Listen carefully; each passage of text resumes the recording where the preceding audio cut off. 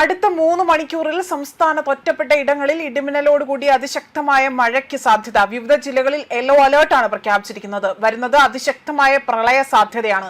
തെക്കൻ ഗുജറാത്ത് തീരം മുതൽ വടക്കൻ കേരള തീരം വരെ സമുദ്രനിരപ്പിൽ തീരദേശ ന്യൂനമർദ്ദ പാത്തി സ്ഥിതി ചെയ്യുന്നുണ്ട് എന്നും കാലാവസ്ഥാ വകുപ്പ് അറിയിച്ചു. ഇന്ന് 3 ജില്ലകളിൽ ഓറഞ്ച് അലേർട്ടാണ് പ്രഖ്യാപിച്ചിരിക്കുന്നത്.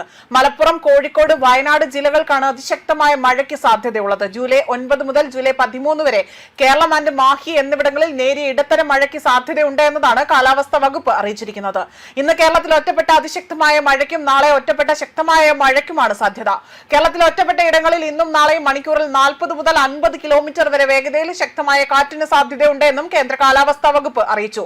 രാജ്യത്ത് തെക്ക് പടിഞ്ഞാറൻ മൺസൂൺ കൂടുതൽ ശക്തമാവുകയാണ്. വരും ദിവസങ്ങളിൽ ഇന്ത്യയിൽ ഉടനീളം തന്നെ കനത്തതോ അതിശക്തമായതോ ആയ മഴയ്ക്ക് സാധ്യതയുള്ളതായിട്ടാണ് വ്യക്തമാക്കുന്നത്. അത് മാത്രമല്ല, കനത്ത ജാഗ്രതാ നിർദ്ദേശവും പുറപ്പെടുവിച്ചു. വ്യാഴാഴ്ച രാവിലെ പുറപ്പെടുവിച്ച ഏറ്റവും പുതിയ കാലാവസ്ഥാ ബുള്ളറ്റിൻ പ്രകാരം തന്നെ രാജസ്ഥാൻ, ഹരിയാന, പഞ്ചാബ് എന്നീ സംസ്ഥാനങ്ങൾക്ക് ശേഷം ഇവിടെ ശേഷിക്കുന്ന ഭാഗങ്ങളിലേക്ക് കൂടി മൺസൂൺ അടുത്ത 2-3 ദിവസത്തിനുള്ളിൽ തന്നെ എത്തിച്ചേരും. ഇതോടുകൂടി തന്നെ ഈ വർഷത്തെ കാലവർഷം രാജ്യത്തെ പൂർണ്ണമായും തന്നെ സജീവമാകും എന്നതാണ് വിലയിരുത്തൽ.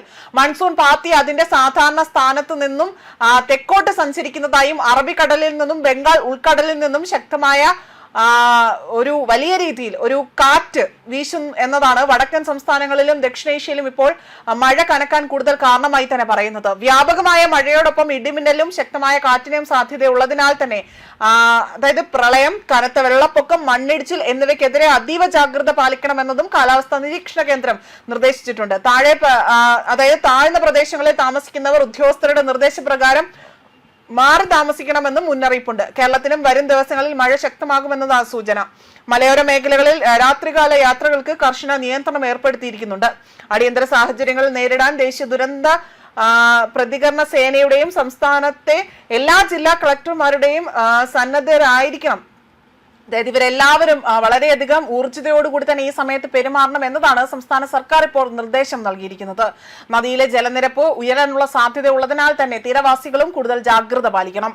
ന്യൂസ് ഡെസ്ക് കർമ്മ ന്യൂസ്.